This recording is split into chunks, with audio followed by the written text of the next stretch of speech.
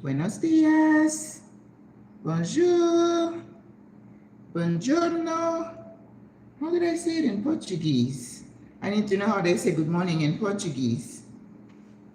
Buenos dias. Hola, everybody. Welcome to the live. Welcome. Yes, we are here. We are here. I am here. How you guys doing? Good morning.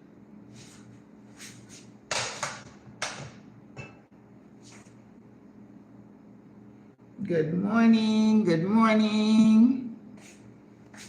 Be Well Magazine. Hola. Oh, I forgot your name. I think I saw the intro that you did for your upcoming program. Thank you so much. I've been busy. This week has been crazy. Jewel and the Man, good morning. How are you? Welcome to the live. Yes. Whoever said that when you retired, you have more time. I don't know what they're talking about. Because I stay on the go. Oh my word. Okay. And I will tell you what I've been up to.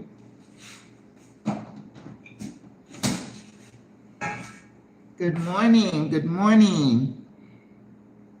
Carmen. Yes, Carmen. Thank you so much. Wow. I saw your intro. It's amazing. I don't think I deserve all that, but I'm looking forward to it on January 1st. You know, I have to do a disclaimer, Carmen. Listen, I posted this short video. You know how Facebook would give you anniversary photos or a post that you did a year ago? That's what that was. That was a picture I took last December 7th or 6th. And then I said, thank you, God, for another year. And then everybody started saying, happy birthday. But it's not my birthday. My birthday is in July. I'm so sorry. Ingrid Brown, good morning. Good morning. Yes. But anyway, you guys, 6 of you, maybe I'll wait a little bit. Yeah. Life is busy. Retirement doesn't mean that you sit in a rocking chair. I don't know why we have that notion in our head. In fact, what I say in my videos is that we are going to reinvent ourselves. You know, we're going to create a new life for ourselves. Just because we're not exchanging work for a paycheck doesn't mean that our life has ended, right? Oh, yes, the Facebook memories. Yeah, it got me this time. But I appreciate the well wishes. Oh, but I love him though, because sometimes I had a 10-year one, you know. It's a good thing for you to look back and see where you were 10 years ago compared to today, and kind of, it's a nice comparison. I really like that. I got up this morning and started a pot of chili, and I thought about you. Good, good, good. Yes, you need an apron. Now, this is my Panama apron. You know, as a chef, I have the black apron.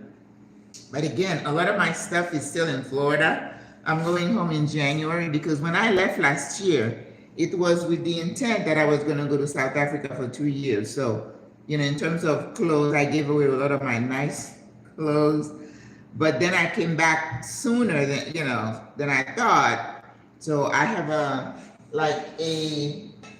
I have a whole suitcase full of stuff at home. I'm going home next month. And all my knives, you know, my painting. So I'm gonna try to see how I can coordinate bringing all this stuff back. So, but the chili sounds good. Even in Florida, they said they were having a cold front this past week. So, you know, when I first moved to Florida in 1988, one day we had snow in North Florida. And I remember we went to church and we came back, the house was flooded. The pipe burst because it froze and burst. Oh, what a mess. What a mess that was. So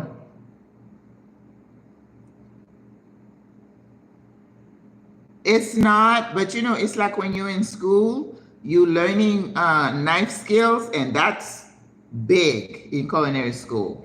And then you have to learn to dice juliennes and dices. And then we had like a little board with the measurements.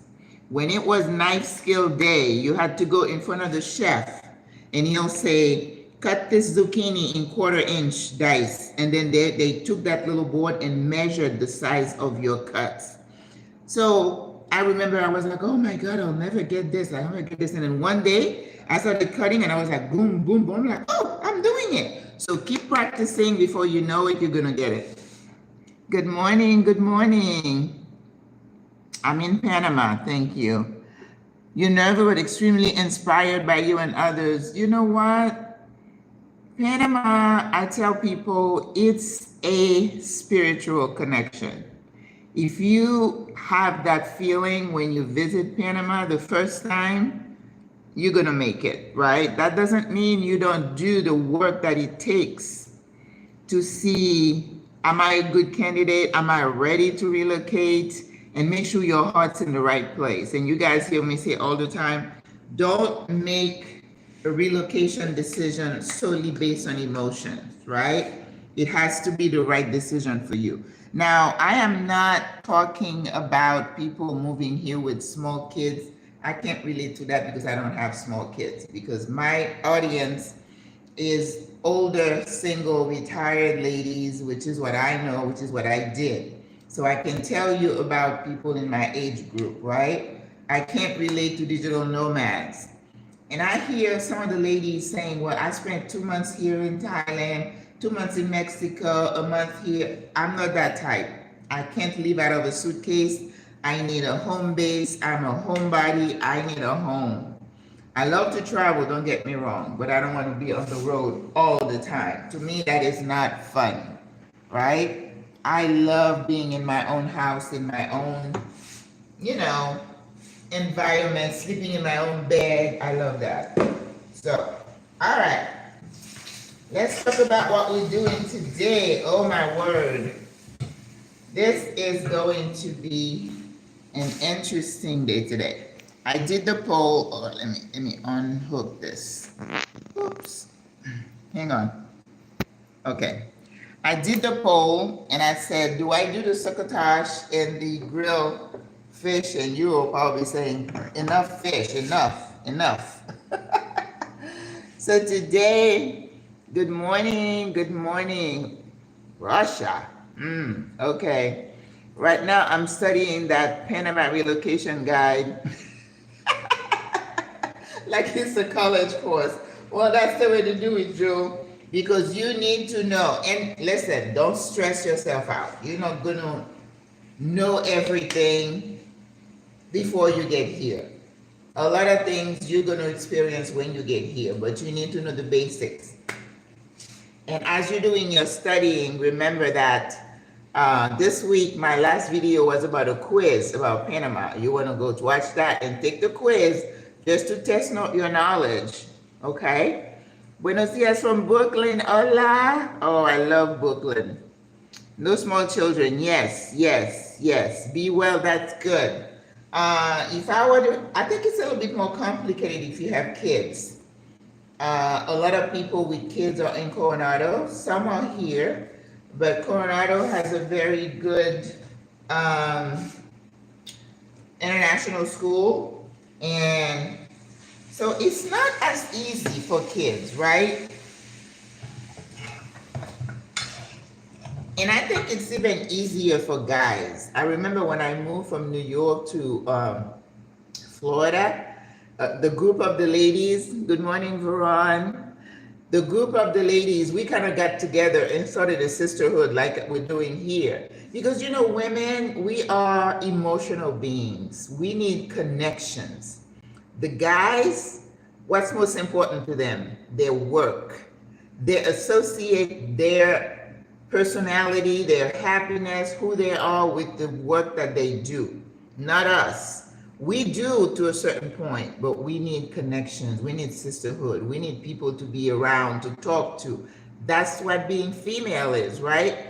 So I had my job. I was recruited by a hospital. Some people, I remember one of them, her husband worked for the FBI. She was a nurse too. So even though we had jobs, but we were yearning for connection. The guys, they go to work, he's feeding them.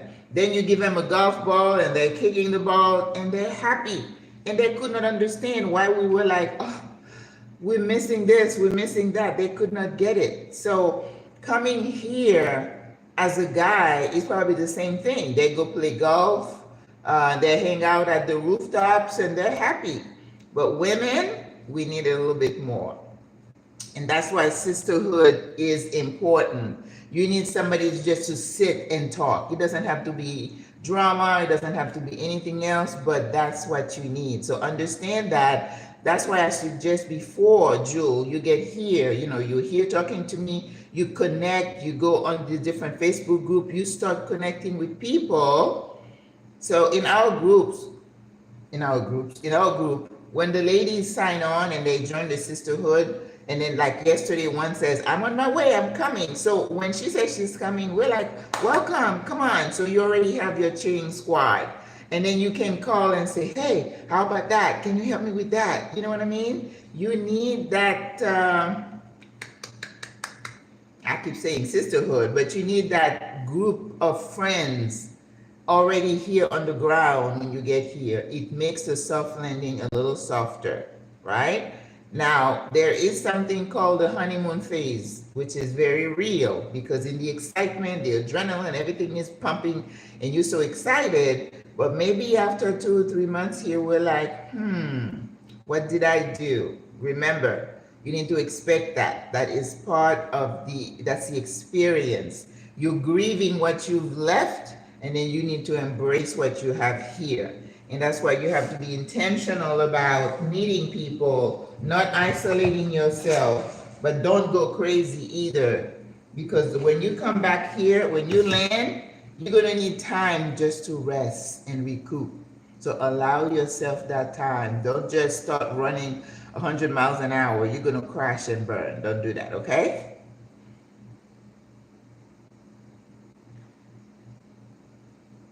Yes, you're doing the right thing.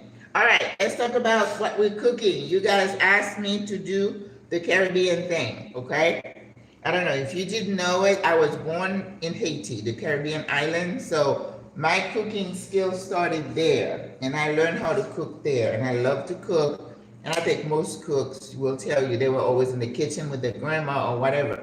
My mom was a single mom, and she worked a lot. So I was kind of basically raised by my neighbor, and she taught me how to cook and to keep house and all the thing, being a lady, you know, crossing your legs and these kind of things. So I've always loved cooking, but now Haitian cooking has been experiencing a renaissance of some sort. People are starting to know about it and appreciate it. When somebody says, what kind of food do you cook? I said, I cook French Caribbean, but I don't know about French because I'm not too crazy about French cooking, even though I train at Cordon Bleu, which is French technique. I apply those techniques to what I cook. And even though when I was going through the course, I was like, oh, why are you calling it Monte au beurre? We've been doing that, you know, like putting a little butter at the end of your food, or how you mix and use herbs and make sure you do your stock, right, to flavor food. And I love you know, they impress upon you the idea that you eat fresh. That's why I cannot stand to see people putting all the little bags and the cubes in their food, and especially when I'm looking at a certain continent food, the stuff, I'm like, what's that? What's that? It's like putting the powders and Now remember, guys, you keeping yourself healthy, young looking, is all about nutrition. And nutrition means whatever you're putting in your body. And that's why I'm not a big fan of, oh, let's restaurant hop and go here and there, because I know what goes on in the food in restaurants, and I know what they put in the food to make it taste good. It's high fat, high salt. In fact, the chef used to be saying, Maggie, it needs more salt. And I'm like, no, you're going to get high blood pressure. But anyway, so you have to have patience to cook our food. So I went ahead and started early. So what we are going to do today, we are doing a what we call I don't know. We call that sospwa. Sospwa means we take beans, we boil them, we mash some of it, we bring it back, and then it becomes like almost like a soup, a soupy consistency of the peas. We love peas. We eat black peas, pink beans, kidney beans, white beans, all of it. And you can make the same thing with whatever peas. Also, you can boil the peas and then bring it back and cook it with rice, almost like the Jamaicans do, but we cook our rice a little bit different. So that's your rice and peas. Here in Panama, they do rice and peas. Oh, I forgot. Today is Mother's Day in Panama. Feliz Días de las Madres. Happy Mother's Day. They celebrate Mother's Day here on December 8th, my son's birthday. And I think it was changed by a president's wife. I forgot, I wrote the name, Alcidia Arosemena. And she said, oh, why don't we change Mother's Day from the second Sunday in December, which is what we do in the US, and move it to December 8th to coincide with the Catholic holiday, like Day of the Immaculate Conception. So that's why they celebrate Mother's Day on December 8th. Oh my God, let me tell you, Mother's Day in Panama, everything is Panama is big. If it has to do with a holiday where we can eat and have fiestas and baile. I don't know how I ended up in Adbook Mall yesterday. It's like being at the mall on Christmas Eve. The place was bombed, and I posted a video, a few pictures that I took, because it was like mayhem. Everybody was buying. So okay, I forgot. So I boiled the peas. This is my black beans. I soak them overnight. If you're going to cook your beans and you want them to cook fast, soak them overnight. Wash them, soak them, and they're gonna cook really fast, because otherwise these black beans take a little while to cook. This one took about maybe an hour this morning, so that was good. Happy Mother's Day, gracias. Feliz Dia de las Madres, yay! And, but also in December, so what I'm gonna do, I keep jumping. So I cooked the beans today, and I want the consistency that it's gonna be cooked, but not overly so, okay? Because you don't want it to be cooked. So test it with your finger, okay? So you're like, oh, it's good.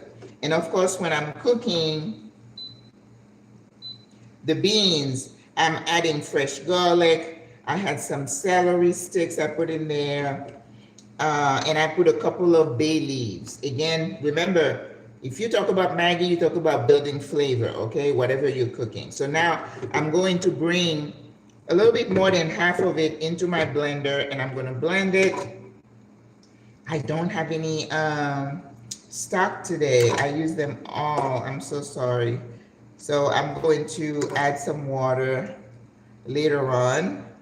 So now we're just adding, because when you're doing the soup,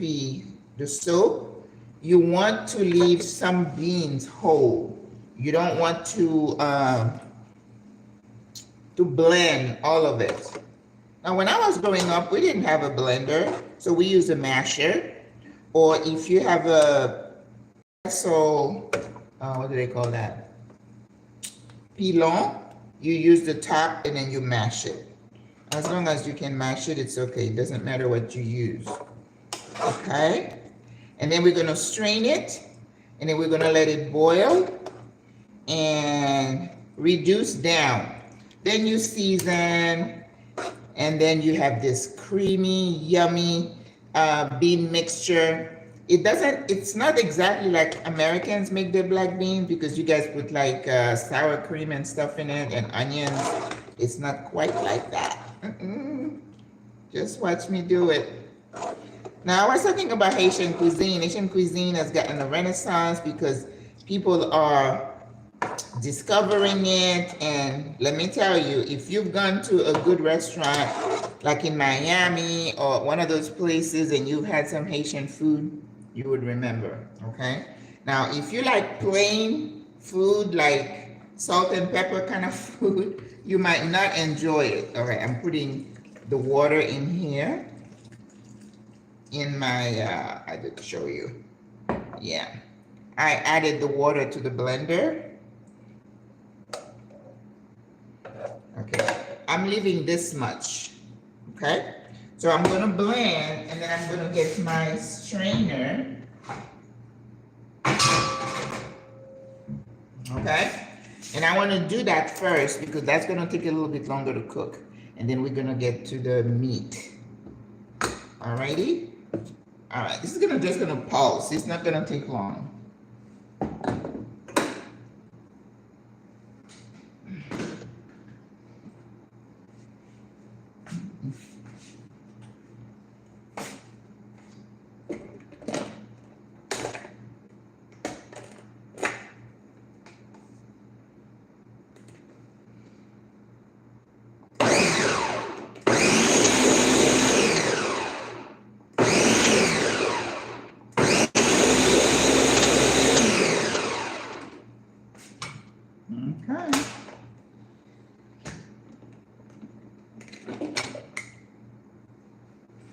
All right, I'm gonna get some water ready because I know we're gonna need it.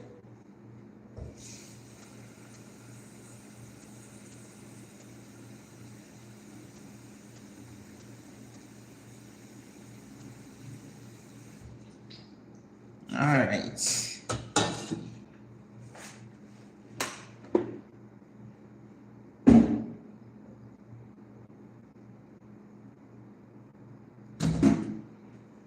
So I think one of the things that is so fascinating about Haitian cooking is just the breadth of stuff that we have, okay? So I'm gonna turn the stove on, and then we're going to strain the peas. All right, if Claude is here, Claude asked me to make legume. We're gonna make legume for her.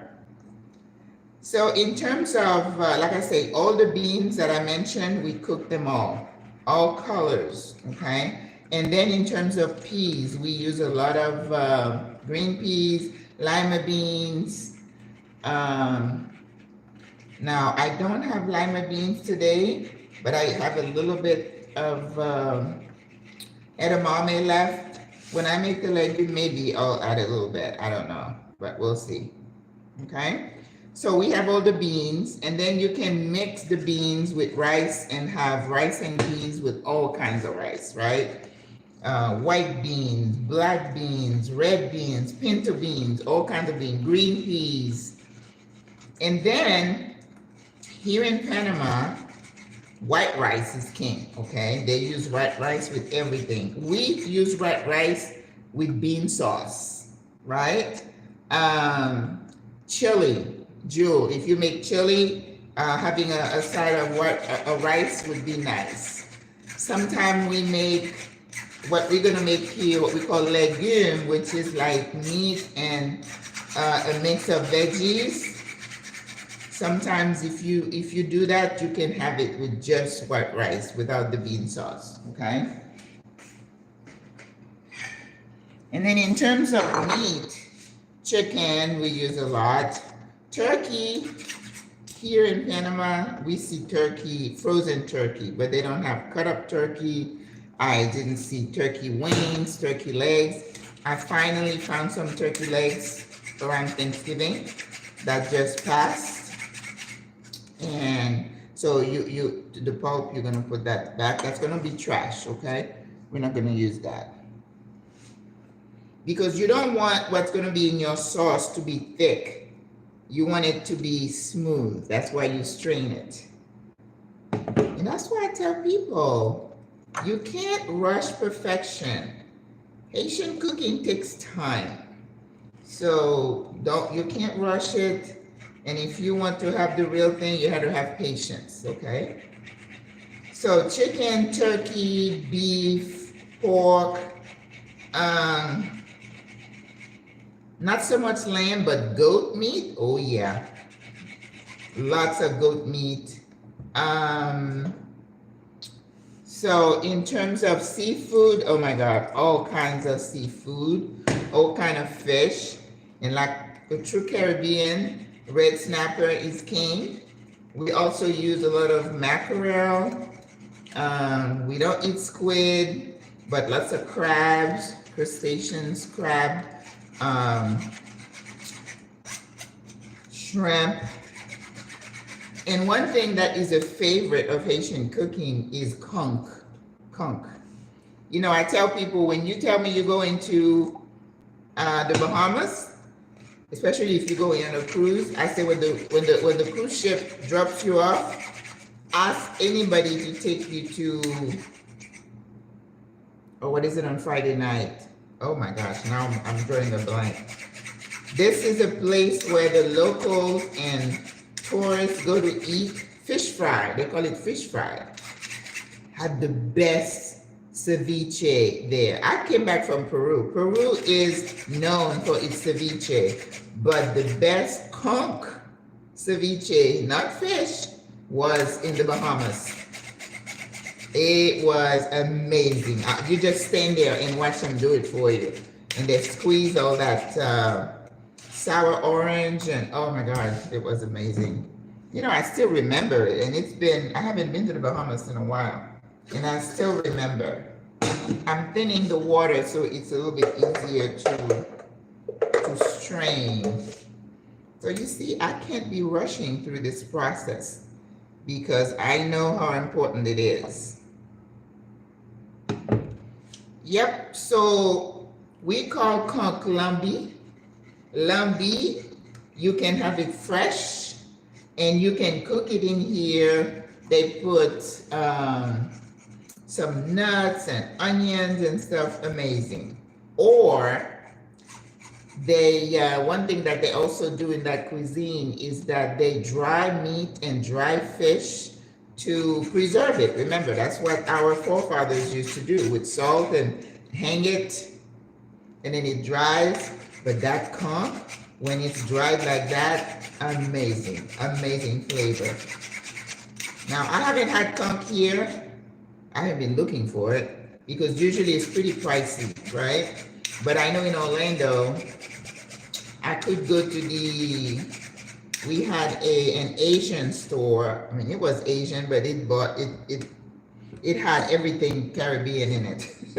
So we would buy a box of conch for like $55. So if you wanted to gift a Haitian person something good, give him a box of conch. They'll remember you forever. But we use a lot of vegetables also. Lots of onion, carrots, eggplant, chayote, watercress, cabbage, spinach. Now, the cuisine here, heavy in starch and meat, very little veggies. So that's the problem. So people like us, we have to be intentional and know where to find it. And I think I was talking to someone the other day. I think it was Kate in Indonesia. She said, I don't know about you, but here we have to go to different stores to find things. Same thing here. You have bonjour, Claude. Hello, Claude. Cooking. I'm making you a legume, Claude. And sospwa, just for you. No, not just for you. I asked people what they wanted me to cook, and that's what they want. They want rice with legume and sospwa. So that's what we're doing. Okay, so now we are done. I'm gonna let this come to a boil. It's gonna thicken up, and then I'm gonna make sure I watch the taste. And then there is one little thing that I do when I'm making sospwa, and I'll show you. I don't have any green onions, but usually I would toast some green onions in oil, and then a little bit of the oil I put in the pea soup, and it just gives the soup a good taste. Now, if you saw, all the celery and all the garlic was pulverized and it's all in here, so you know your flavor is already on point, right? Okay. So let us continue on.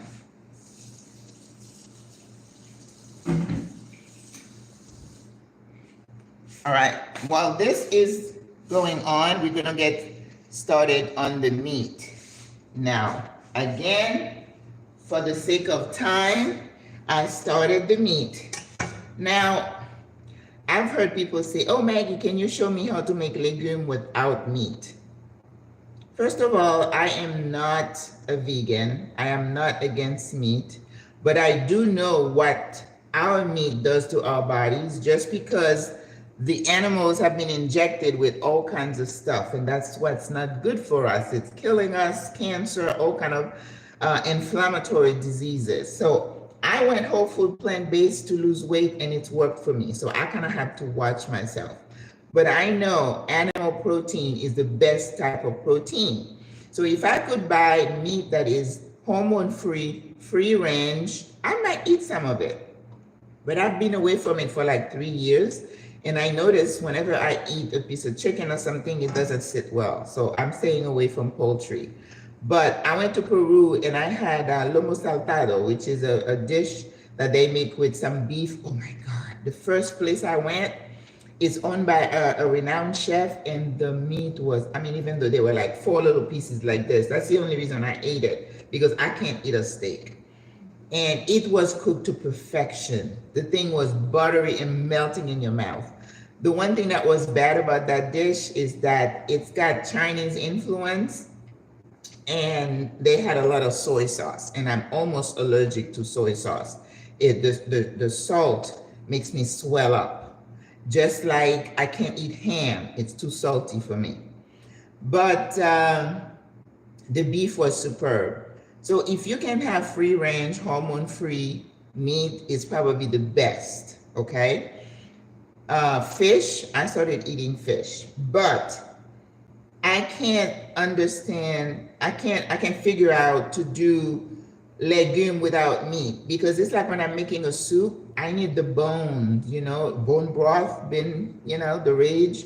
It just add value and flavor to your food. So when I'm doing legume, I need beef bones. I stay away from pork. I haven't eaten pork in a long time. But the beef bones, you can go to the meat market here and just buy the bones, right? So I went yesterday in the middle of the mayhem. There's a store next to our group called Super 99. This is not my favorite store, but I said, let me have some bones. So I bought a few pieces of costillas, meaning the ribs, okay? And I washed the meat, and then I marinated it, a little bit of olive oil, fresh garlic, salt, I didn't use salt, but I put adobo, slap your mama, paprika, and then lemon juice. Let it marinate for like 15 minutes. Then I toasted some onion in some extra virgin olive oil, and I put the meat in there and let it cook for about an hour, okay? So that's what it looks like right now. And I also have a few pieces of regular meat in it, because when you do legume, Haitian legume, you have to put meat in it, which is beef, okay? So this is about halfway cooked. You don't want it to be overcooked, because that's when you're gonna add the veggies to make what we call legume. I don't even know what you guys American call legume, or like beans and stuff. That is not what we call legume. Our legume is the meat, the bones, and then you add all your veggies. Now the veggies that are a must: eggplant, carrots, not boniato, chayote, I went to Merca this week and I didn't buy chayote, so I don't have it. So you can substitute what you don't have. But I did find some watercress I'm gonna put in there. And I did find, I have a crown of broccoli I'm gonna put in there. And I did find some cabbage I'm gonna put in there. So once your meat is halfway cooked, so remember when you're cooking, you see this bottom here, that's flavor, that's what you want.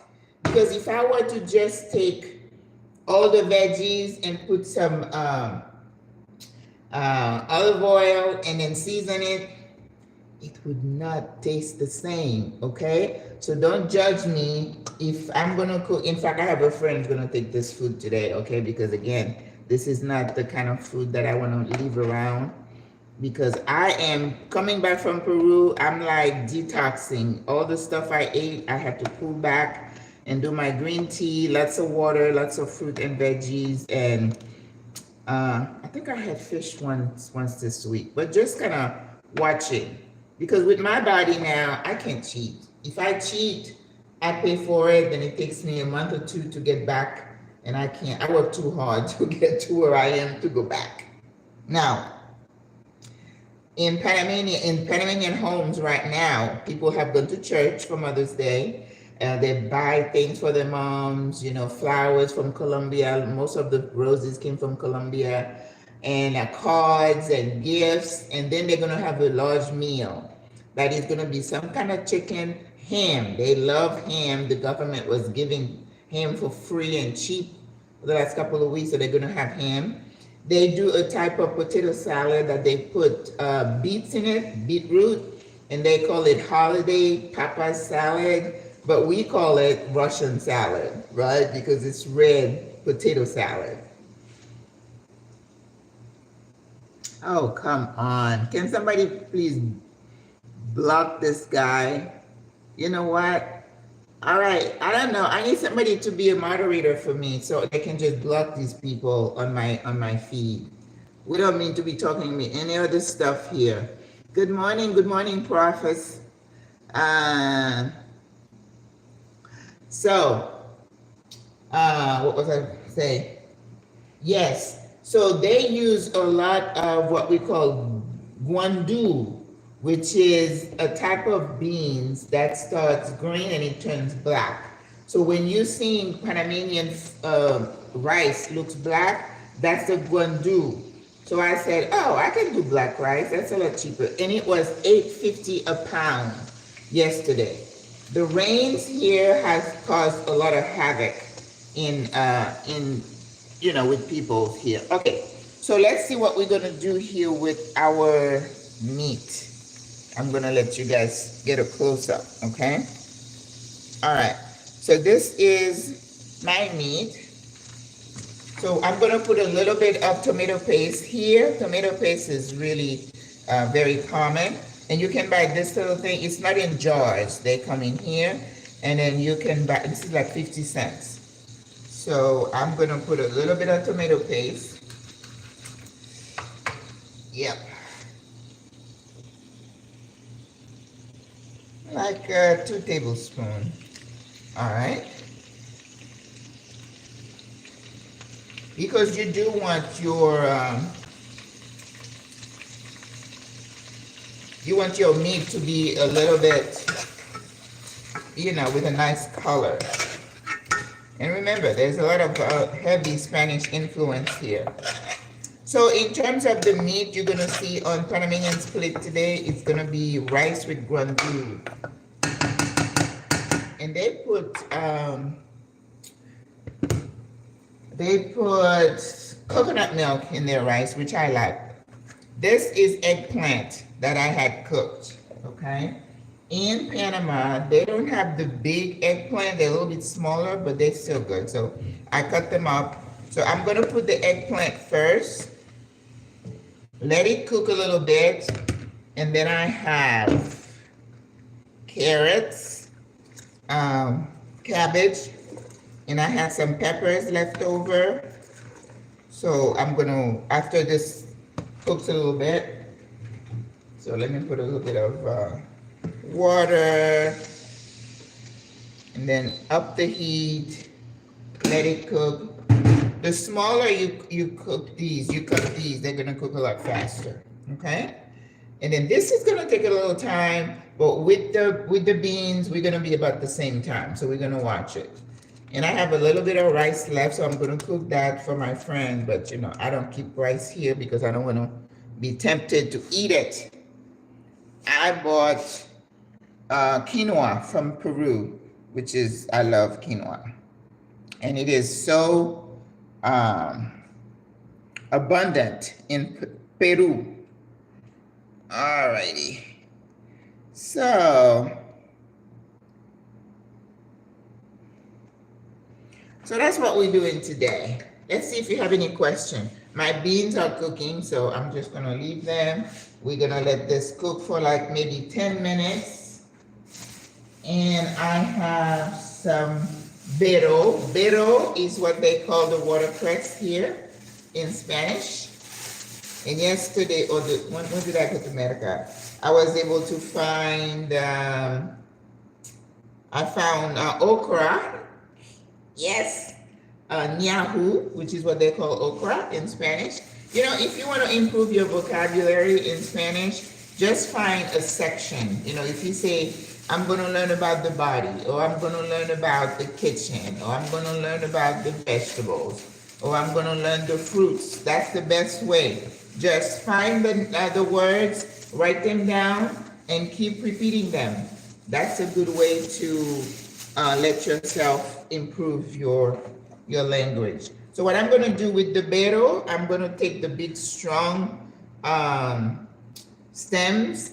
I'm going to save them when I make stock, okay? But I'm going to put the smaller ones in my legume. Vegetables in Panama, like I said, they're heavy in meats and white rice. What kind of vegetable would you see? If you get the sancocho soup, which is the natural dish, they have ñame, which is a type of yam, chicken, and culantro. That's all in the classic, right? Now you're hungry. Do you share your food with your neighbors from your cooking show? I tell my friends to come and get it. So one of the ladies will come and get this one. When I have a party, I take food to our security people downstairs, and they love it. For Thanksgiving, they had like almost a whole pie, and I just take a little bit of everything. Yep. And I even buy snacks for my security people. When I go to the store, I come back with a box of cookies or something. And even there is a little restaurant right next door to my building. And I remember this young man, every building has security, restaurant, every place has security. That's big business here. And then I was asking him what this building was, so I remembered him. So whenever I have a question, if I'm going somewhere, I ask him. So when I go to the store, I bring him some cookies as well. So the other day, I bought them something I think that they don't have, like I got them Oreos or something that is a little bit exotic. And they like it. You know, you got to take care of your security people because they're keeping us safe. So in terms of the veggies here, yes, you find cabbage, and guess what? They peel off all the green, the outer leaves, and throw them away or give them to the pigs, and they just give you the little round white ones. I am heartbroken every time I go in there. All these, the cabbage that you get is like this big. Same thing happened in South Africa, and I was like, no. The lady I was staying with, she was throwing away the outer leaves. And I'm like, no, the green is good. Oh my gosh. You have to really be intentional about finding spinach here. It's not a thing. Kale.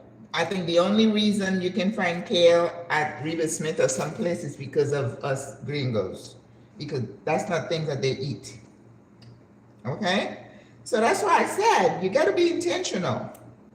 And being vegan, I'm sorry, I'm getting on my soapbox again. You are saying you worried about the little animals, but then you eating all this high carb, high fat stuff. And I know some fat vegans, so be careful. Don't get caught up in something and hurt yourself. Don't do that. Okay, so this is good. Mi bero is ready.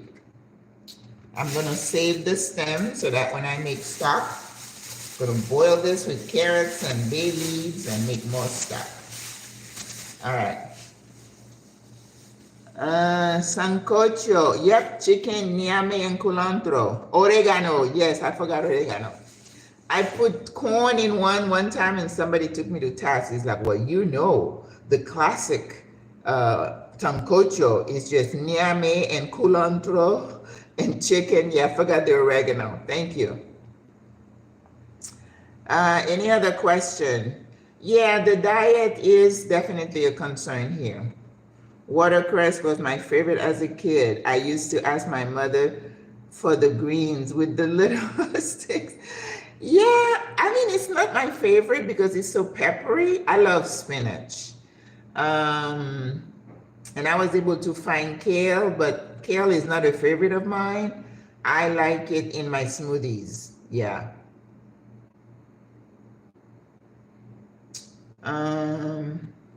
So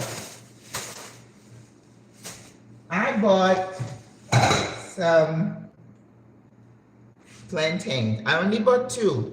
That's a weakness. This is a weakness of mine. I admit it. I love plantains. Now, they eat that a lot here in Panama, okay? So I have to say, they call the plantain patacones. You go to Puerto Rico, they call it tostones. We call it fried plantains. We don't care what you call it. It's the same thing. I went to Peru. They have like 8 types of avocados. They don't call it avocado. They call it something else. They don't call it aguacate. They call it something else. I found soursop. Here in Panama, you have different sizes of soursop, and they sell it by the pound. But in Peru, everything is per kilo, right? So they'll weigh it, and the soursops are this big, and you just cut them and eat them like a fruit, like we eat an apple. They're not into so much making smoothies and stuff with it, but it is yummy. The fruit over there is, oh my God, the mangoes. I haven't had a bad mango there. They only have one type, but it's bright yellow, orange, and you cut into it. I was in the hotel. I would buy them. You go on the corner. They have a guy with a barrel. No, not barrel. What do they call that? You push it. I forget what they call it. But anyway, they would have beautiful fruit there, and you can just buy it and then take it to your hotel. That's what I did. But the fruit is absolutely amazing in Peru. The food is amazing. I'm sorry, Panama. You can't catch up to Peru when it comes to the food. And even I, as somebody who knows how to cook, I was like, oh my God, it doesn't matter where I went. The food was amazing. They spent a lot of time working on their broth. Just like if you were to go to Japan and you see the chefs, putting all the stuff to get just that flavor, they do. They call it caldo de gallina. They do the broth and they put chicken in it. And then some of them put the lo mein. You guys saw me eating a soup like that looked more like a pho.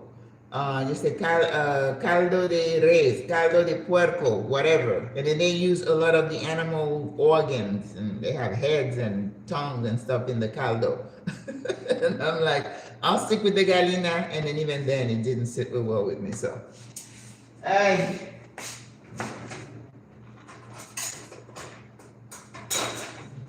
think also as you get older, you have to be a little bit more careful. Listen to your body.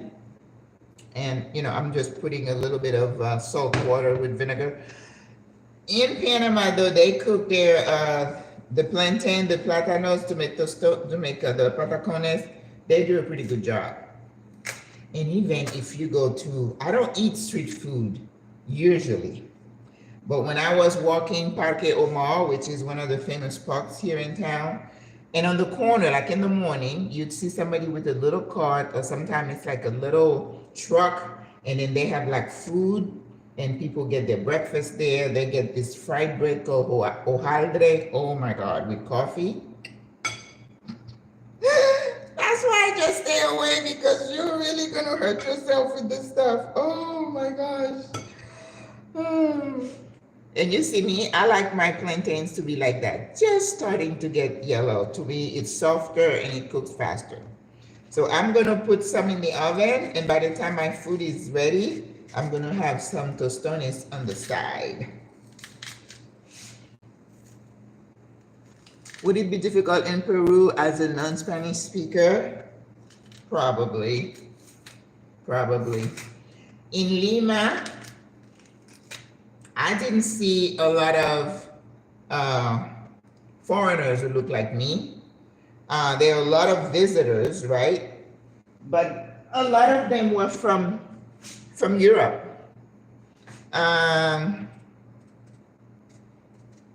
Well, I did, let's see.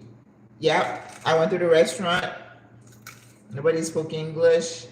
And then when I went to Cusco, which is on the way to Machu Picchu, because they have so many foreigners, you know, they might say a couple of words here and there, but I would say learn some Spanish and then Google Translate. You know, people use that all the time. I don't think I've used Google Translate once here. You muddle your way and try the best you can.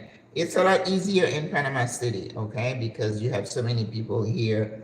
And there are some people who, this guy said he was here for 7 years. He still couldn't learn Spanish. I don't know. I came here speaking some Spanish, so it's easier for me. In fact, I keep saying I'm gonna do it. I need to find a book so I can teach my ladies conversational Spanish, right? They have a university here. You can take some Spanish classes. But people tell me it's not that helpful. So, and you have some people here who are teaching each other Spanish, and they have private tutors that teach you Spanish. And I know there was a guy who was in Peru who was taking classes, and what the teachers do, they'll take you around. Like they took him to the market just to have them say, okay, I want to buy this, I want to buy that, and then they're there to assist. That's good though, if they do that as a teacher. All right, let's look at my bean sauce. Okay, it's starting to thicken up. So now I'm gonna start, because I don't want it to be too thick. Last time I did it, it was too thick. I wasn't paying attention. All right, what I'm gonna put in here now, I'm gonna put my big habanero. You know me and that habanero. The whole one, just for the flavor. And it had enough garlic. So let's see. See, the flavor is so good. You just need a little bit of salt, but it needs to cook down a little bit more. Remember, this adobo has salt, so you have to be careful how you use it. All right. But I fell in love with Peru. I say, if you're looking for me, you don't see me, I might be in Peru. Because it's, listen, Peru is in the desert, but in the city, around the city with 43 different neighborhoods, there is something for everybody. It's got a financial center, it's got an artistic center, Miraflores, and everybody is right close to the water.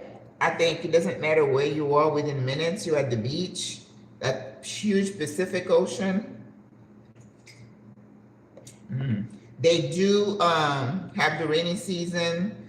They do have like dark and gray days that people liken to being in in England.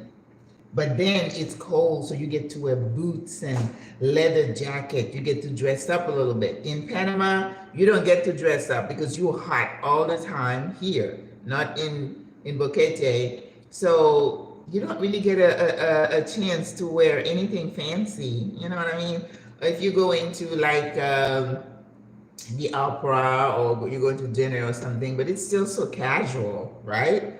But to be able to see people wearing boots and cashmere sweaters and yeah, I like that. Buen dia. Oh, that's how that you say good morning, Claude. Thank you. Bon dia. Oh, not buen dia. Bon dia. Okay. What was your most favorite thing about Peru? The food. The food. I keep telling you about the food. I told you the best restaurant in the world was voted in 2023 is in Peru. They know food. They know flavor and they work at it, and the food is amazing.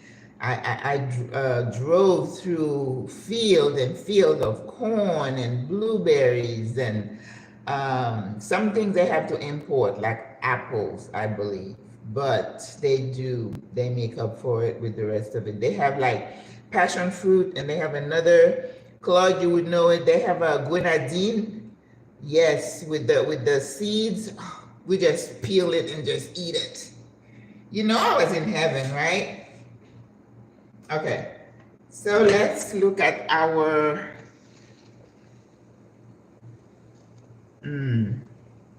all right, I'm going to turn the oven on and put the plantains in. But in the meantime, let's look at what we're going to do here with this.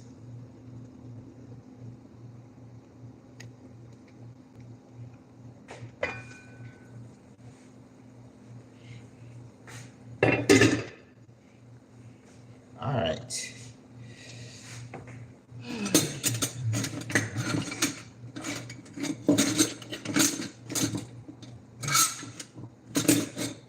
I need another big spoon.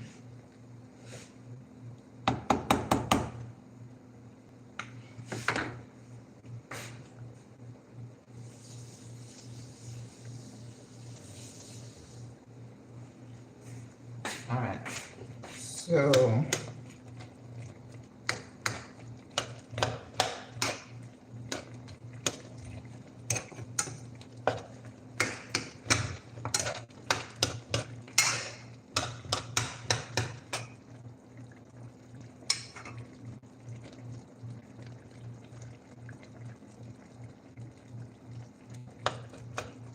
all right, we're gonna go ahead and put our cabbage and carrots and all that in.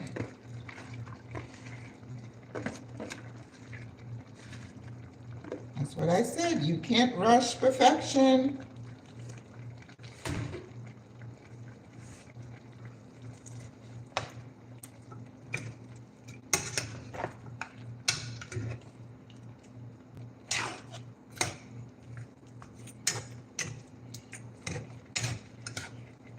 That's going to take a nice 10 minutes here.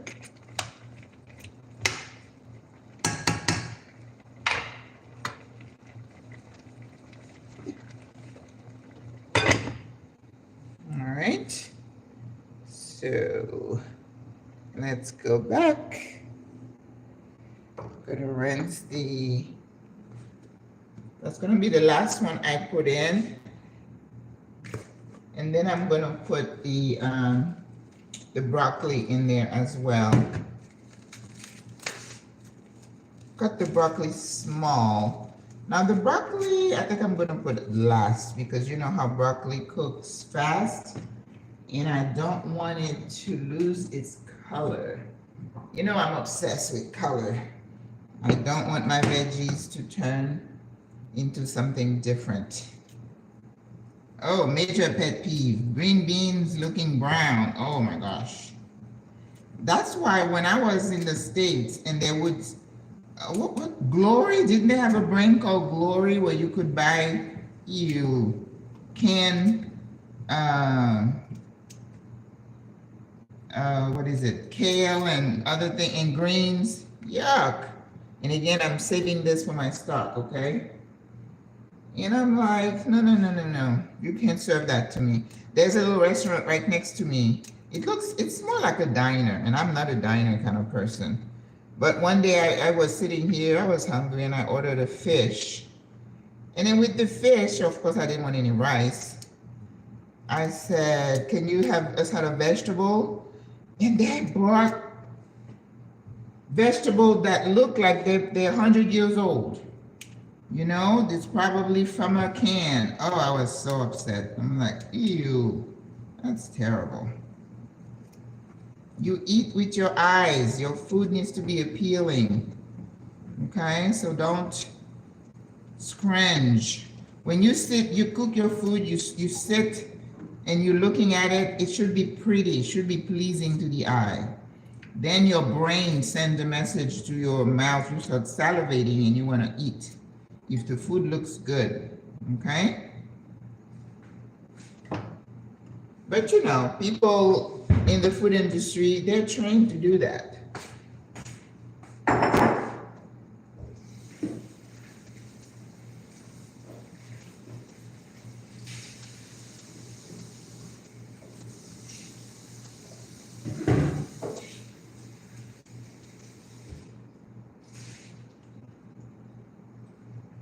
All right, so we are ready for these two.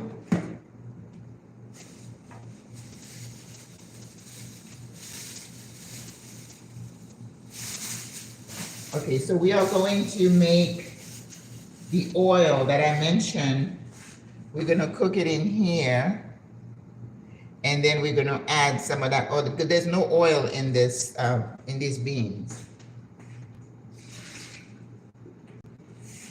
So let's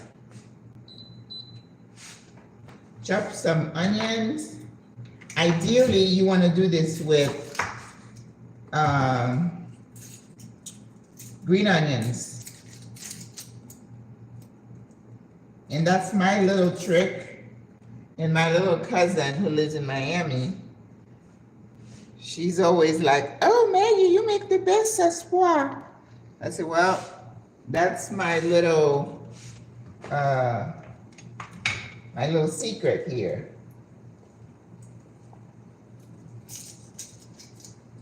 Because you know, at home, when you are growing up, in this sospwa, they would already have some old pork grease that they're gonna put in there. There is something my grandmother used to make called Abroad-SWRA. It used to be, you know how they, I don't know if you know, but here they make a sausage called chorizo tableño, where they take the strings of pork and then they add all the spices and then they fit it inside the casing to make a sausage.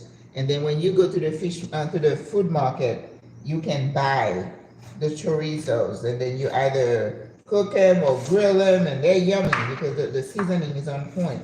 Kind of the same thing, but with pork. And then we use something called épice, which is like a sofrito, that you have garlic and parsley and green peppers, and then you use that as a base to cook your food. I don't make it a lot because I don't cook for myself that much. And if I make the épice, it's gonna stay here and it's gonna go bad, right?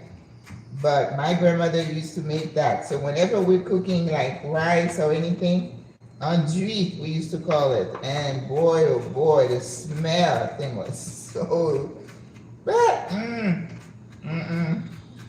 As you get older, you gotta say no thank you to these things because it's not healthy at all.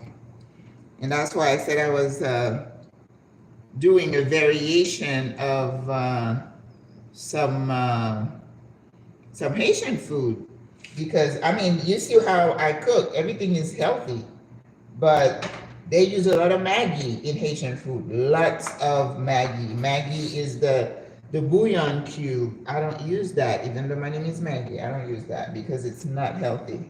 That's part of the processed food that's killing us. So there was no way I would put that stuff in my body.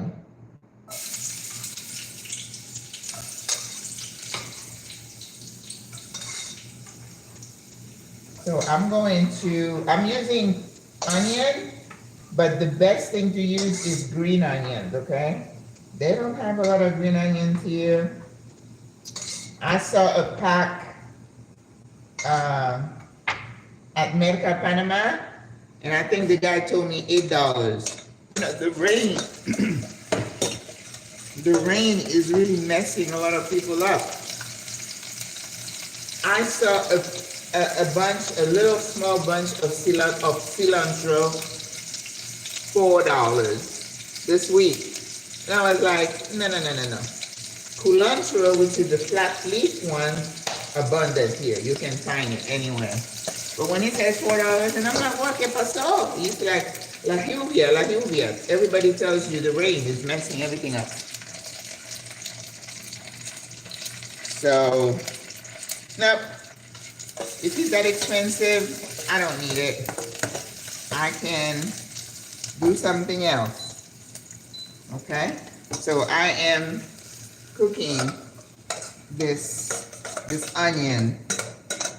I'm going to lower the heat and let it cook a little bit better. And then I'm going to use some of that, I'm going to put it in my bean sauce. Ooh, it's going to increase the flavor. Oh, it looks good.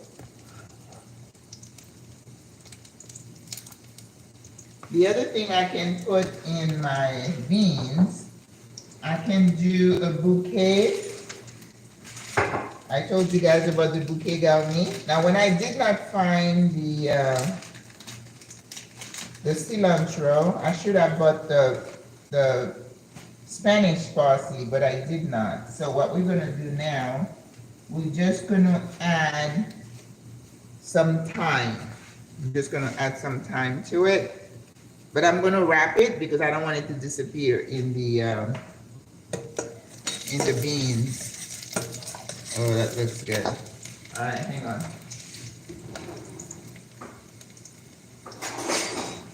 Remember, you need to have twirl in your kitchen.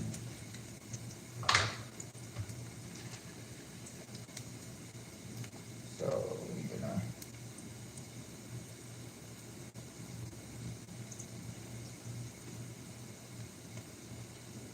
I mean, seriously.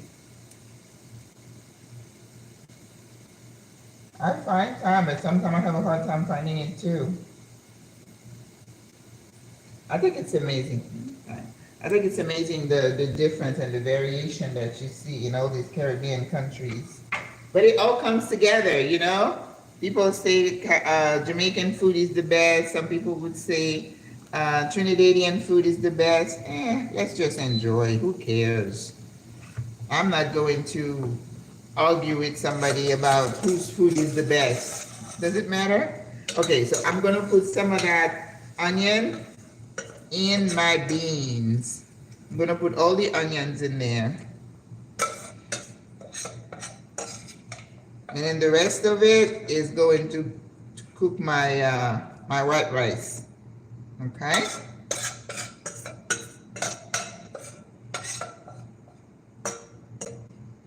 So that is flavored oil, right?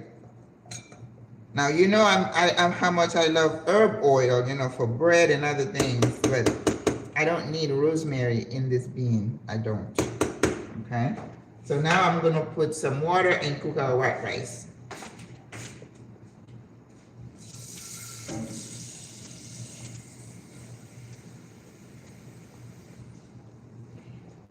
Now the white rice is just for decoration because I don't want to be eating rice. So, and I only have a little bit. I'm gonna cook it for my friend. When she comes, she can take it. So white rice, I always put a little bit of salt, okay? Not a lot. And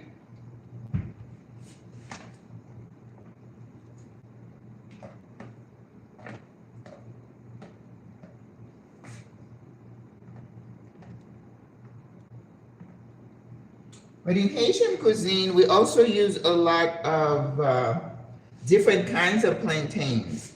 Here, I see only one kind, but we have different kinds of plantains. We have the smaller ones that look like some of the small bananas that I see. And then we had some that were like flat. So we had like 3 different kinds of plantain, but I only see one kind here. I have the oven on.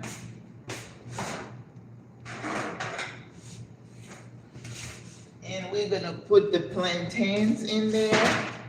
It's gonna cook really fast. And then I'm gonna press them.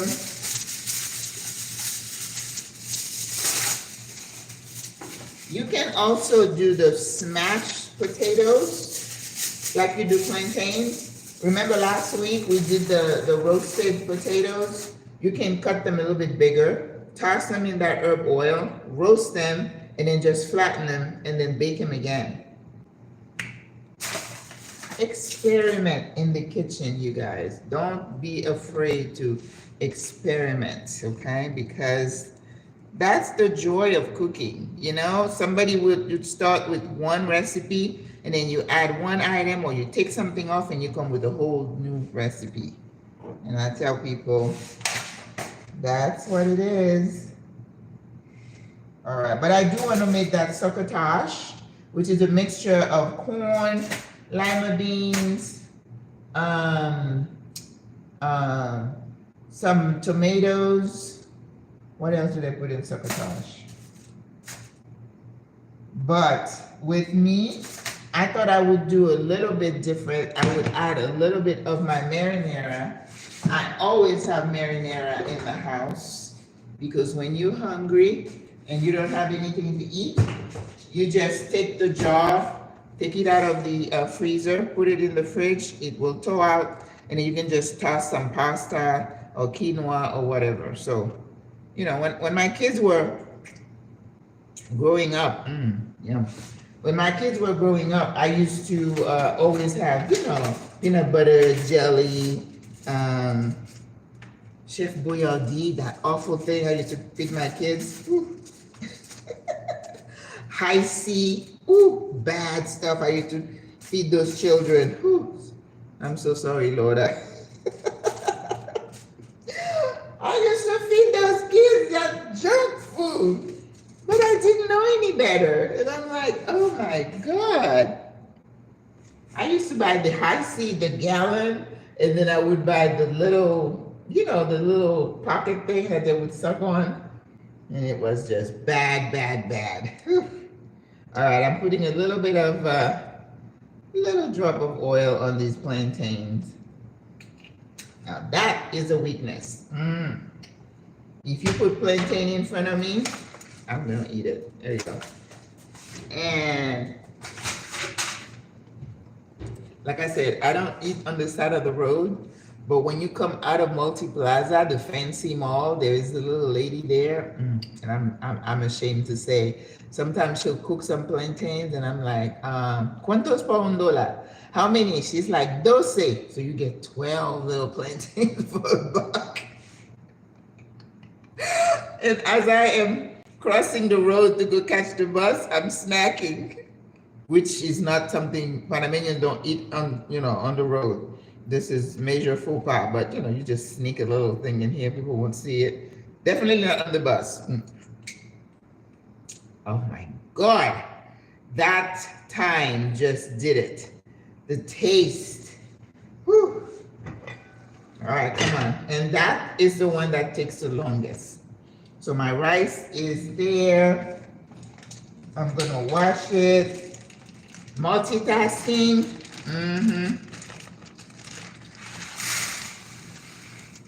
So you see, I buy only a little small bag of rice because I don't want to leave it in my house. No arroz para mí.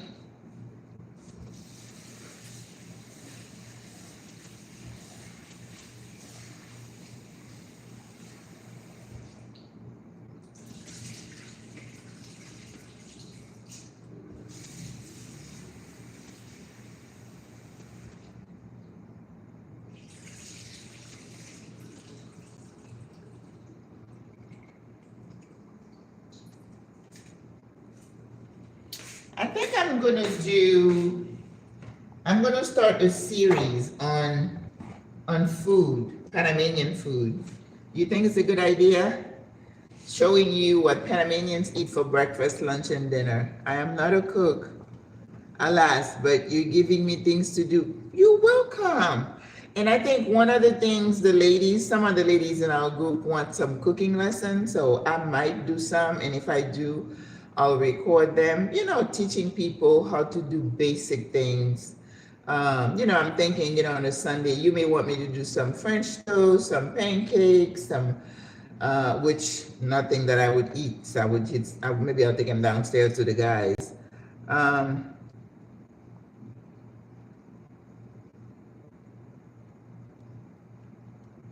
Yeah, I mean, in Panama, you don't need the rice in your home because everywhere you go, el arroz, it's everywhere. Mostly it's white, but sometimes you see it with grandu, which is the black, with a little darker color. And they use a lot of lentils here, which is good. When you go to the fonda, they have lentejas and they cook it. I mean, it's not very flavorful. They just boil it, I guess, but lentejas they cook. So they'll give it to you with the rice. And then of course, chicken everywhere. They love cutlets. They love a thin slice of pork. They call it cutlets. And they eat a lot of beef. Yeah, the diet is not the greatest, and in addition to a lot of soft drinks and sugary stuff. Some even cook white rice and they put some sugar in it. And I'm like, why do you do that? But anyway, you don't have to do that. You can cook rice with just a little salt, or you don't even have to put salt in it if you don't want to. So I think you can adjust. In Peru, it's papas, potatoes. Instead of rice, it's potatoes with everything. I told you I had the lomo saltada, which is like a dish that is the beef with strips of. I took a cooking class in Peru. Oh, I had to do that, right? So I was with that chef for 4 hours. He took us to this market and I was salivating. He talked to us about all the produce, where they come from, how they harvested. There was a section with herbs. They said they put a lot of herbs on their meat on the grill. And that's why, that flavor. Amazing. And then we make the lomo saltado. So it's got peppers and tomatoes. And then they do the sauce with the soy sauce and the oyster sauce, which is the one that's not good for me. And then some of them would give you a size of white rice, but on top of it, they have strips of like fried potatoes. And I'm like, why? What's the potato doing here? They're like, oh, no. You have to have papas with everything. And I'm like, oh my God. I am doomed. Okay, let's bring you back. This is where you start. Some people blend their mixture. I don't do that. But I see people make legume all kinds of ways in America, I tell you. So what we did, we just smashed. Okay? Oh, we got another bone.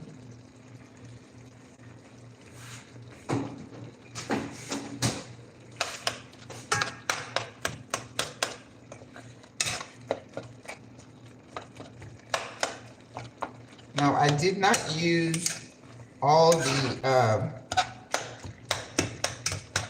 eggplant that I had because eggplant is the star in this dish. You see the tomato paste that I put in here, it just gave it a nice color, right?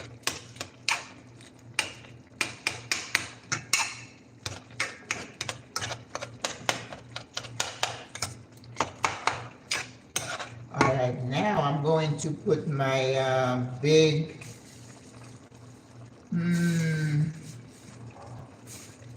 oh, where is my habanero? Habanero pepper, ¿dónde está?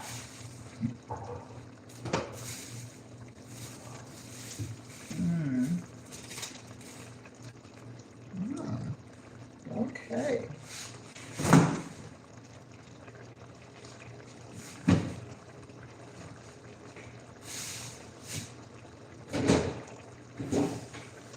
Okay.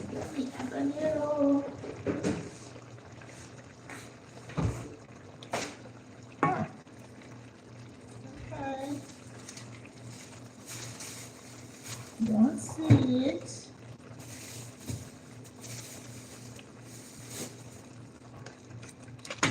Huh. What's my habanero?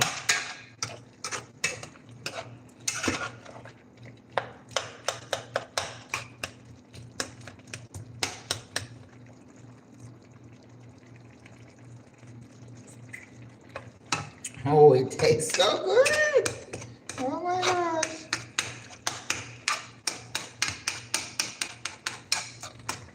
So the eggplant is really what's giving it the texture. So that's what I said. If you don't have anything else, if you have eggplant and carrots, you're good. But remember, I still have my watercress to add.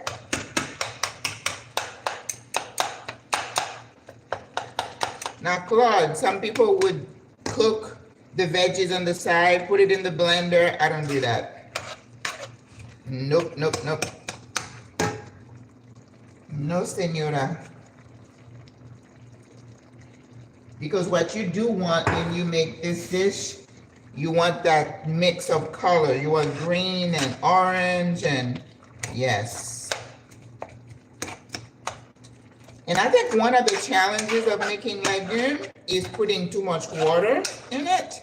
Because when you put too much water, then it becomes wet with the eggplant and it's very difficult to get it down. And as you cook it down, then you're overcooking your meat and it's just become a sloppy mess. So again, it takes practice to do these things, okay? Practice makes perfect, right? So you see how it's coming together? Okay, where's my rice? Okay, I want that mix of color. Yay! It's looking good. Now you see how that already disappeared in here? Mm-hmm. If I put that. Got to time everything so everything comes out about the same time. Look at that. Look at that. But now I am missing my habanero pepper. What happened?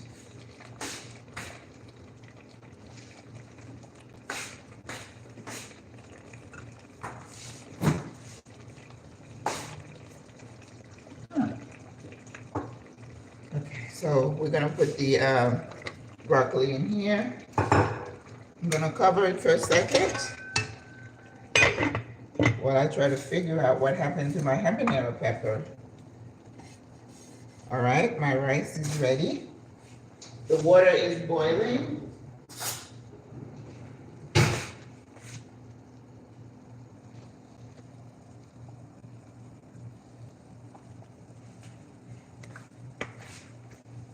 Rice has been washed. And again, someone say how much water. For rice is 2-to-1 ratio, 2 parts water or liquid and 2 parts rice, okay? Quinoa is a little less, needs a little bit less water. Maybe one, like 3/4 of a cup. All right, look at our beans.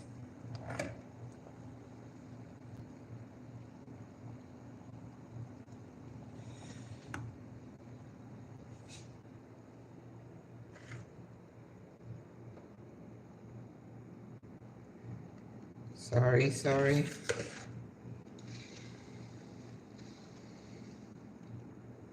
Okay, I think our beans are almost done. What happened with the beans? So I'm gonna take these out, okay? I can't find my habanero peppers.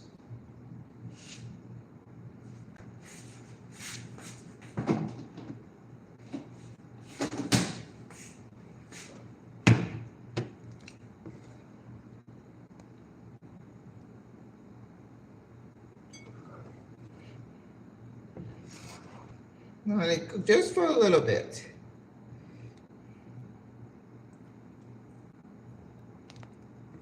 And what we used to add to our food at home, which is something that we had this type of butter. It wasn't butter actually, but it was like orange, and we used to finish this with a big pack of that stuff. Now I know it's just all it wasn't something good. Yum. So I would not put that in my food. I'm sure if I was looking for it, I would find it, but I don't want that. I think I'm just gonna put a little bit of salt, not a lot. And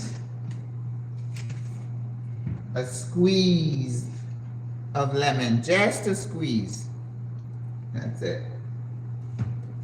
Remember, me and lemon juice, you always finish off with lemon juice. But if I wanted to, when it thickens up a little bit, it just needs to thicken up one little bit, I would add a little bit of butter. That's the Monte Aubert part. Oh my gosh. It is perfect. Well balanced. I'm just beside myself here. Where is mine? Everything is here.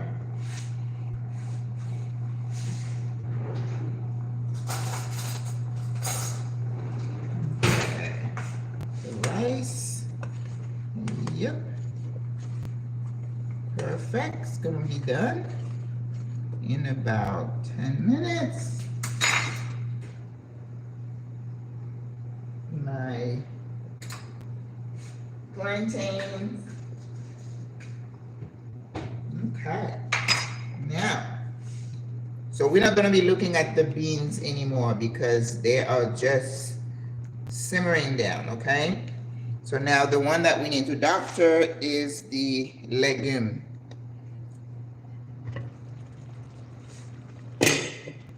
Ooh. Look at the green. Look at the green.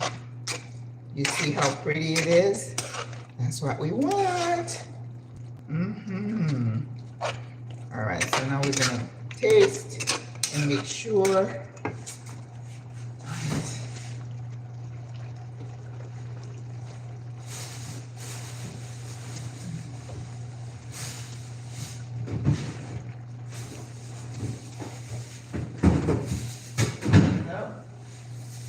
Found them. Oh, no, that's not it.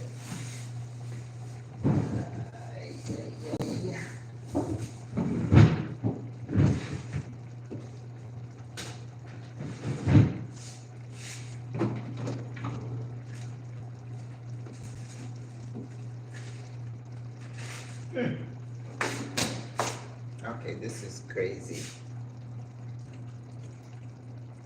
This is crazy. I don't know where my habanero went. All right.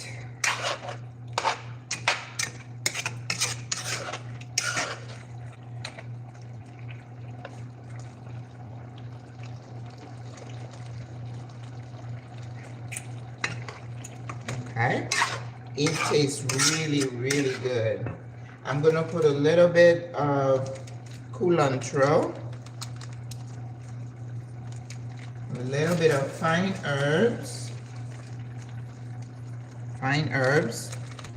and usually it means oregano, parsley, right? And a little bit of,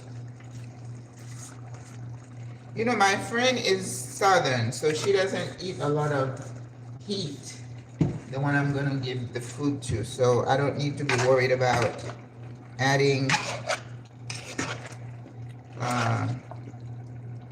hot peppers.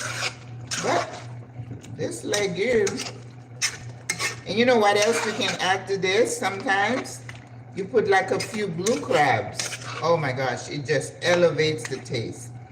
I wasn't gonna be able to get the crab because I wasn't near the mercado today. I mean yesterday. I had a couple of errands to run. Okay, I think we're done.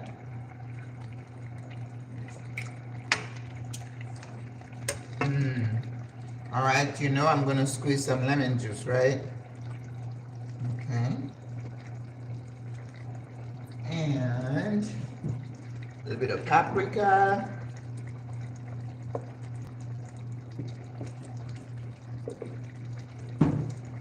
Like I said, Claude, if you're doing this, you might finish it off with a little bit of butter, but I'm staying away from butter this week. So,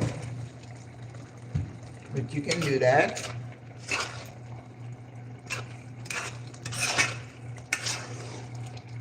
Now we're gonna see how we're gonna plate this. I know how we plate it at home, but maybe we'll just put the rice in the legume and then put the bean sauce on the side because we don't want to, you know, drown. All right. The rice is drying up. It's gonna cover it. Let it dry just a little bit more when you're cooking your rice, okay? Some people will put foil and then cover it. I don't. I just cover it. All right.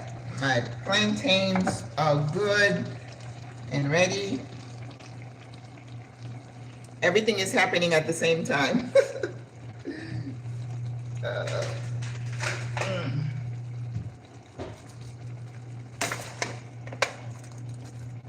Yep. So now I'm gonna press them and then return them to.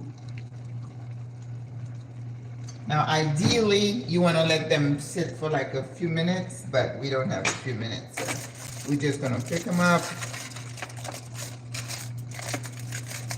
They come off a lot easier when you let them sit for like a few minutes. You see how they're sticking? Just give it a couple of minutes. All right, cover the rice. Turn the heat down to 3.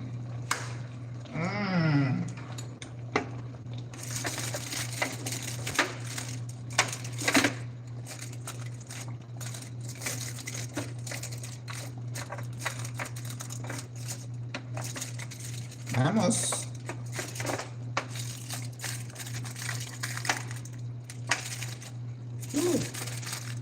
They're stuck. All right, let's see if we have any questions.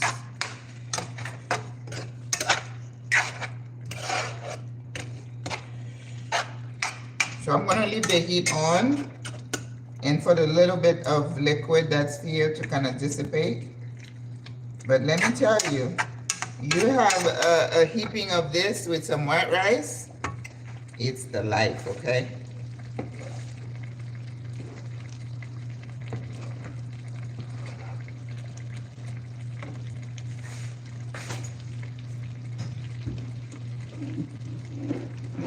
This is my plantain weapon.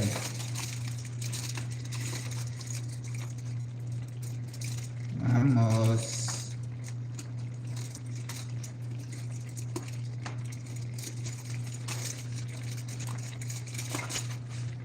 You just press it.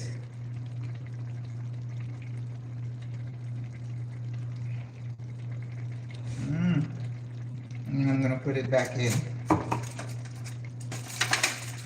Now, ideally, the way you do it is you fry the plantain, but I'm trying to be healthy. We're not frying anything.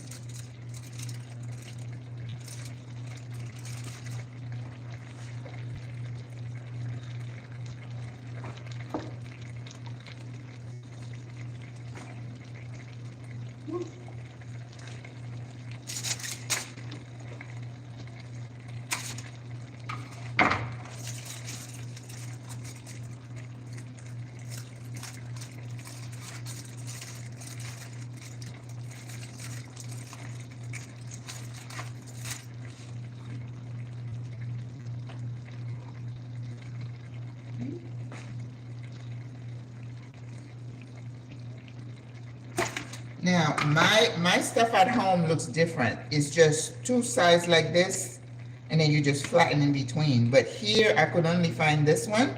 So you could take a plantain and put it in here and make like a cup.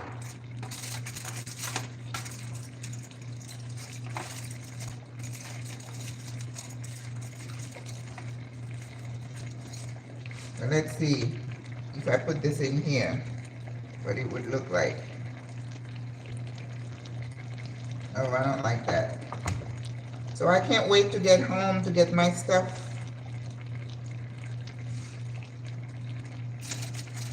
When I get home, I'm going to come back with all of my stuff, my knives.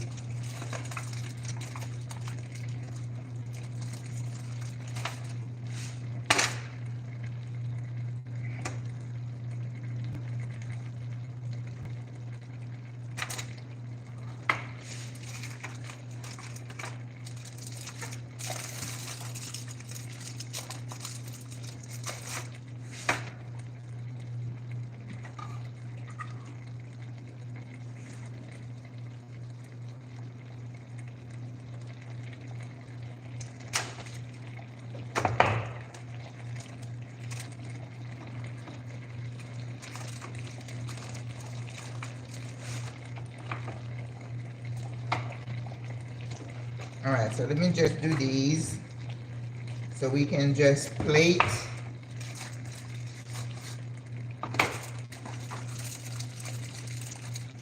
You see, after a few minutes, they come out a lot easier. When they're really hot, they don't come off.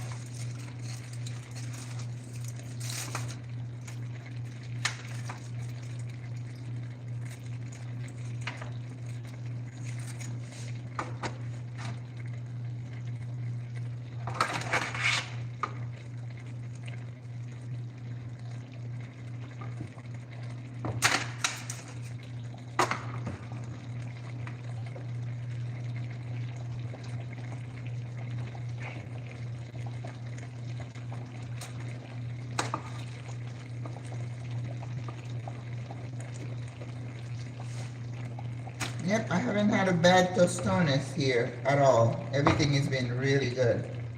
All right, I'm going to turn this off. The bean sauce, just about ready.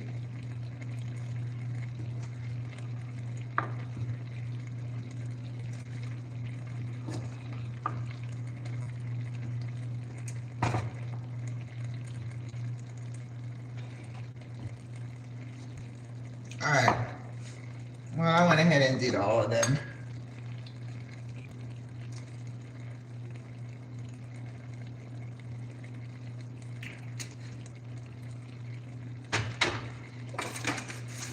Five minutes for these tostones.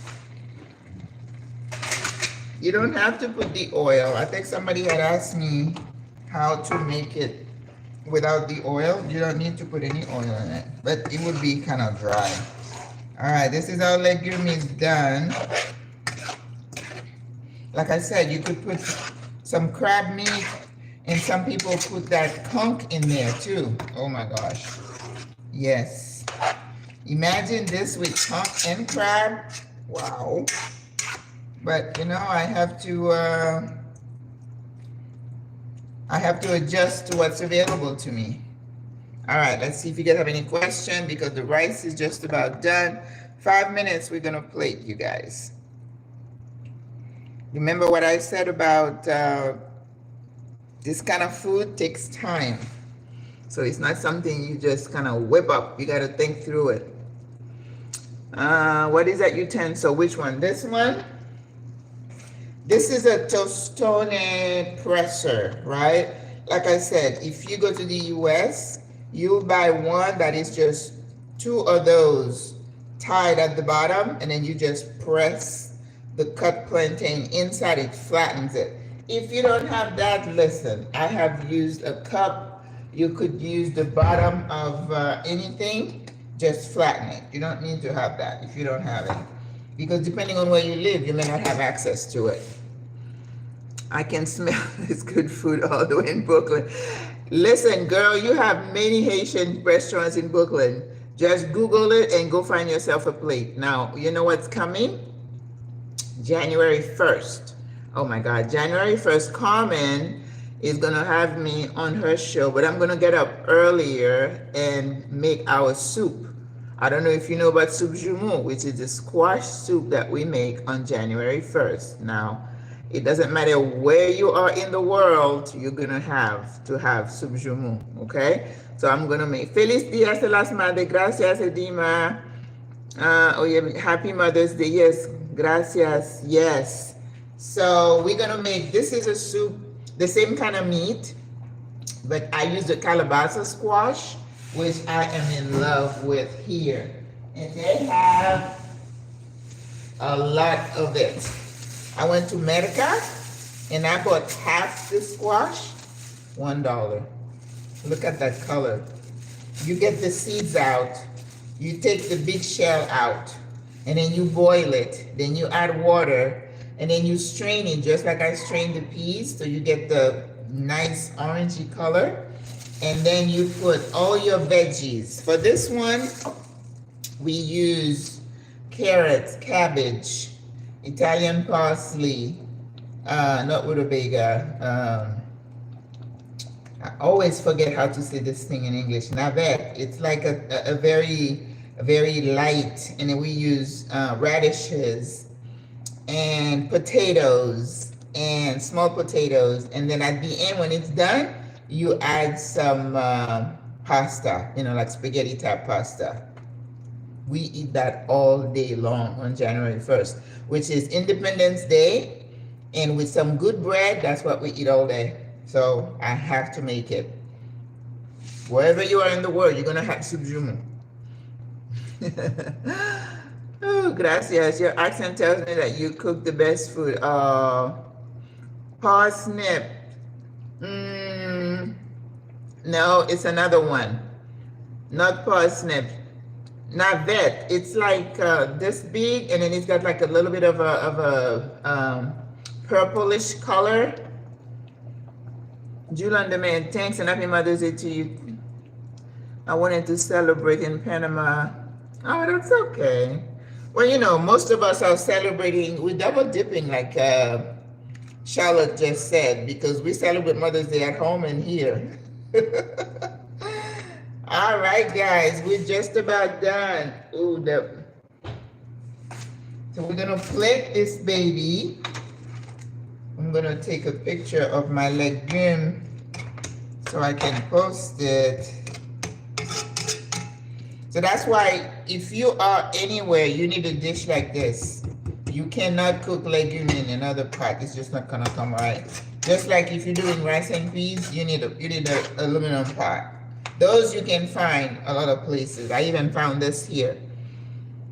I'm still waiting for the sale of my home, and once it's sold, that's why I'm going home in January. I was leasing mine, and the lease is up the end of January, and I'm going to try to sell my home. I slice the plantain. Usually, like I said, you fry. It's a double fry. You deep fry, you press, and you fry again. That's how they do it everywhere, right? But I wanted to do it a little healthier version. I soaked the plantain in a little bit of salt and vinegar water. Then I baked it. Then I pressed it, and I'm baking it again. That's the healthier version, okay? Turnip, yes, that's it. Thank you, Claude. So we put turnip in there, and then you come up with this beautifully yellowish, I can't even tell you how good that soup is, okay? Salt and vinegar water, yes. I do that to soak my plantain first. But you don't have to. That's just a Haitian thing. I wish you were my mom. I have 3 kids. They weren't interested in Haitian food at all, and now they beg for it. They wish they had learned how to do it. When we get together, which is not very often, and I try to cook for them, you make grillo is something that I grew up on, which is what they call in Peru chicharron. Chicharron is the pork meat, which you know I stay away from, but you have the meat, the fat, and the skin. All three layers. We call that in culinary terms pork belly, right? They season, you know how I'm telling you, they season their food with all the herb they put over it, and then they deep fry it. Oh my God. They have places, restaurant in Peru called Chicharroneria. That means that's all they sell. Chicharron, white rice, or potatoes. And I'm like, oh my God, this is not good. You can't eat that stuff all the time. What's the exact name of this dish? Well, it depends. We have three dishes going on. We have the white rice. We call that legume, Legume. This is a Haitian term, okay, with the meat and the eggplant and the cabbage and carrots. I have broccoli in here. I have peppers. But one thing that's missing here is the chayote. Chayote is a very mild green veggies that cooks really fast. And because when you mash it with the eggplant, it gives that texture. I don't have it in here. And that's the thing with legumes. Once you have the eggplant, you could add anything else you want to it, any other veggies, and you'll be okay. All right, let's test the rice. And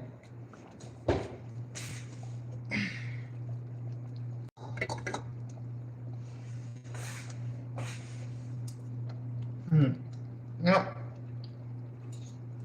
the rice is done really fast. Okay, let's see how we're gonna plate this thing.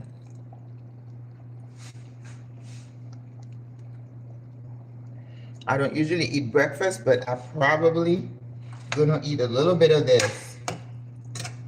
This you can have with quinoa. You can have it with any grains you want. Okay?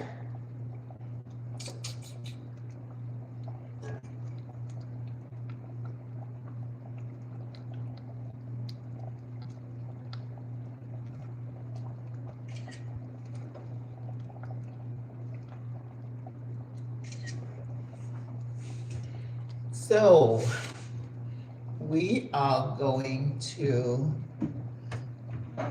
I don't have a deep, oh, I have a, yeah.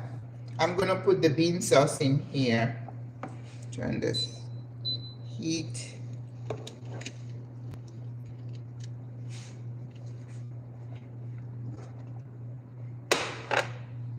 You know, black beans are good for you, so it doesn't matter how you cook it, because this is very healthy. It's just lots of flavor. And the only oil that's in here is the little oil that I added with the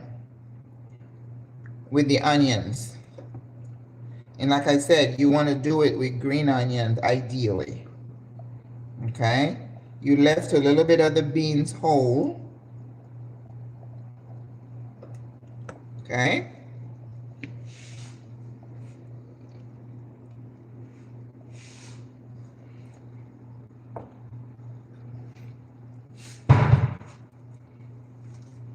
And I think I'm gonna do the legume on the side.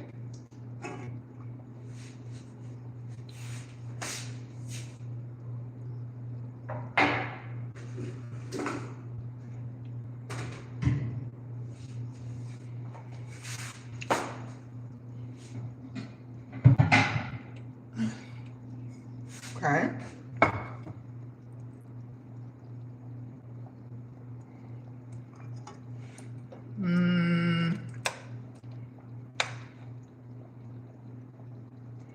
I'm trying to think if I put the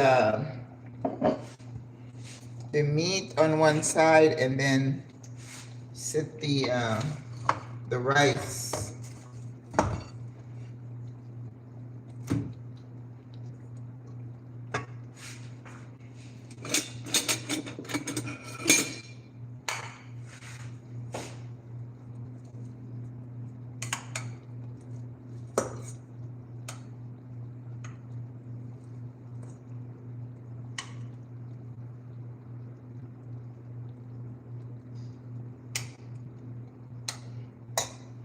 whenever you're plating your rice, get yourself a little, in a couple of those small bowls. This girl gave me these and they were perfect because all my stuff, I give away. And then you go into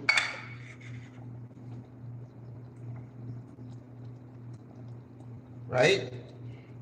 This is how the Chinese do it. You've seen, you see them plate like that, right? Okay.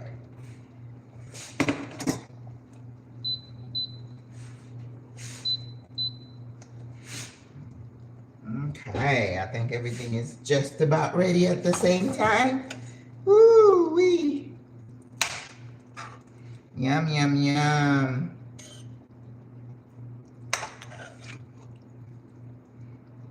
Oh, that is so pretty. I'm sorry, you guys. I feel like I'm torturing you. I am so sorry.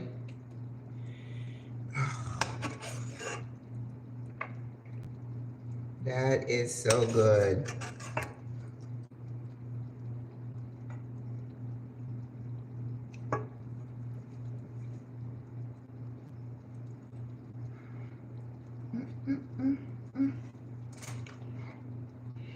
Here we go. Now I'm going to put some plantain on the side.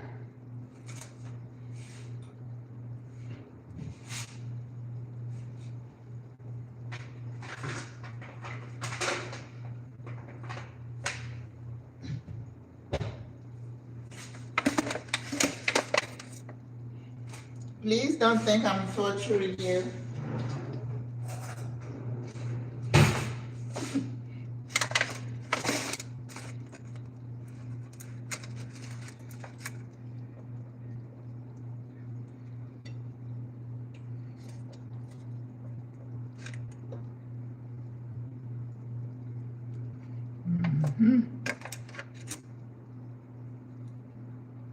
Three.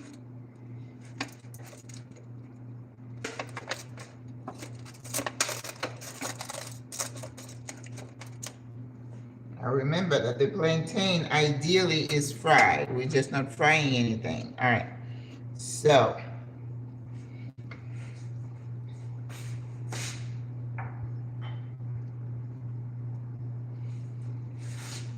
yes, we are done. We are done. And this is our dishes.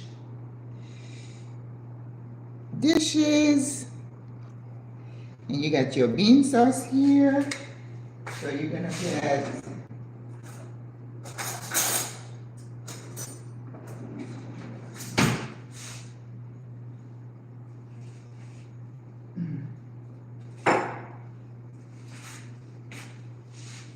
so you're gonna get your knife, your spoon somewhere around here, and then your fork.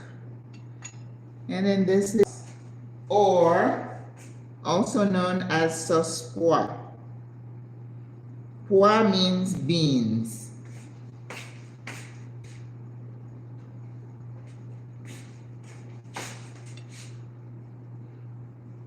Always make sure your dishes are clean, no splashes.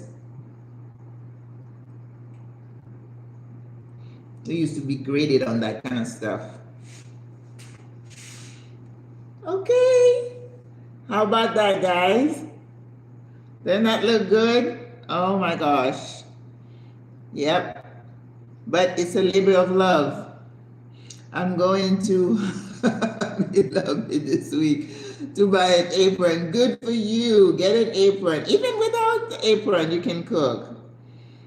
So what you do is just, I'm not going to do it, but you take a piece of this, a piece of that, and then you get some.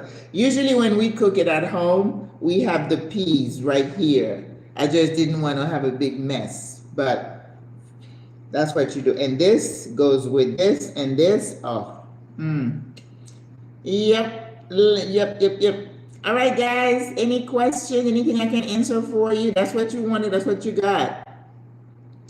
You wanted, and when I say Caribbean, this is Haitian, but if you were to do Jamaican, you know, you do jerk chicken, and they cook their rice a little different. They don't use a lot of white rice, but they use a lot of rice and beans with kidney beans and stuff. Yep, but we use rice with all kinds of beans: white beans, green peas, lima beans, and that black rice that we are famous for with the black mushroom. But you have to get the black mushroom, and I can't find that here. When I come home next month, probably in February, I'll be bringing some mushroom, some jonjon. We call that jonjon. If you decided to charge us for the cooking lessons, I wouldn't be mad. Are you here, Prophet? Are you in Panama? Enjoy your week. Thank you so much. Yes, yes. You're welcome. You're welcome. The best way to preserve? I don't know. I missed that question. Enjoy your week. Thank you. Oh, you in the USA? Well, yeah. Oh, I don't want to charge for everything. I don't know. You know, cooking is my passion. If I'm cooking something with the ladies, I don't have to charge people to it. I think people here say, oh, I have a chef prepare my meals for me. I want to eat my own food that I cook, that I know what goes into it. So, and I don't want to be working and cooking for people and dragging food and cook and clean. That's too much work. Someone asked me, have you thought of being a personal chef for a second? It's work, and I don't want that. What I'm doing for you guys here, that's because I love it, right? But it's not to make money. Yeah, no. I haven't charged anybody for anything, whether I talk to them or whether I tell them how to do something, spend time with them. I don't. Life is not about money. God is taking care of me. I don't need to do that. No, ma'am. All right, guys. South Florida. Well, I'm in Central Florida. Can't wait to get together with you. Yes, yes. And you know, I love to entertain. I love to invite people over and cook. So if people enjoy my food, they're welcome to it. But I wouldn't cook like that for me because, you know, the meat I stay away from, and I stay away from that. But this, yes, I'll eat that. And, you know, I make what we call a curry with beans like that. I add the squash, I add carrots, I add broccoli, spinach, and then it's thick. And then imagine how powerful and healthy that is. And then you have a side of quinoa. Good. And you don't have to eat meat all the time, right? You need protein, but you can go back a little bit. You can back off a little bit. All right, guys, it's 2 hours. Oh my God, we gotta go. Thank you for being with me today. Happy Mother's Day. Enjoy the rest of your day. We have a Mother's Day event later on, so I have to start get ready for that. But it was lovely being with you guys in February. Wonderful, wonderful. All righty. Bye, guys. God bless.